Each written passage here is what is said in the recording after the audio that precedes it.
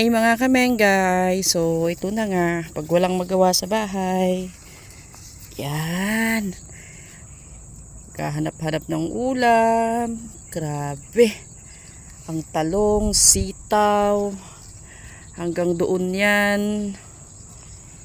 grabe, namumutik-tik sa bunga, talagang pag nasa probinsya ka, oh, pag masipag ka lang talagang magtanim, di ka mong problema sa ulam. Yan, gigisa mo lang yan, talong, sitaw, tapos meron pa dun sa part na yun, merong okra. Yan, talong yan, oh, sobrang dami. Tapos ito pa, sili. Diyos ko, apakamahal na sa Manila, guys. Oh, oh, yan, sili, puno ng sili. Ito pa sa kabila, Diyos ko po, talagang pwedeng pang pang dynamite. Ito talong, oh, papaksiw ka ng tilapia, ilalagay mo siya, grabe.